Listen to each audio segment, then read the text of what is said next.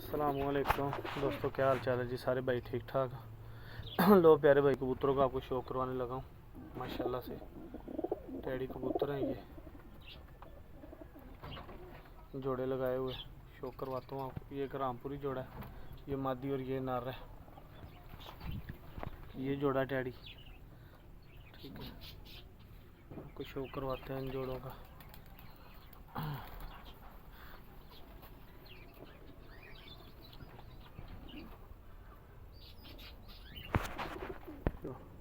लो प्यारे भैया, शौक करो जरा नर दा, ठीक है।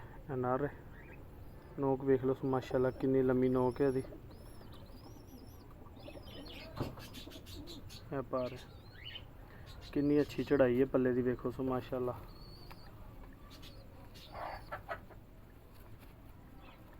दुम देख लो किंज बंद हैगी जो दुम, पंजे ने कबूतर दे।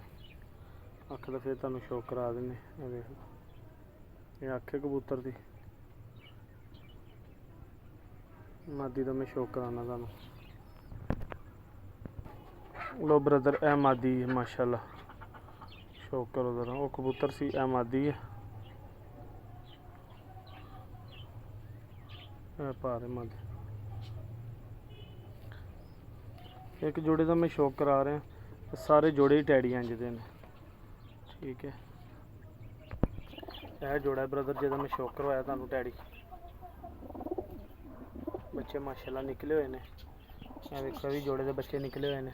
कसूरी जोड़ा है जी, ठीक है। ये इस जोड़े का पट्ठा राती 7:30 बजे बता।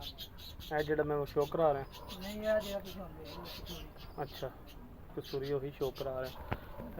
एक है जोड़ा टैडी के बच्चे निकले हैं। इन्हों के बच्चे ब्रदर सारे दे फॉर सेल ने। ये देखो बच्चे निकले हुए हैं, भी बच्चा है जी, बच्चे फॉर सेल है सारे बच्चे ने बेचने ही ने। ये भी बच्चे ने, देख लो इंशाल्लाह ताला।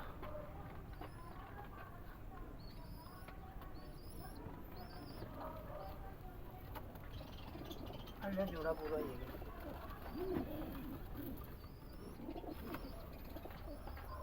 क्या टैडी जोड़ा जे, ठीक है। बहुत अच्छी चीज़ां माशाल्लाह बनाई हुई।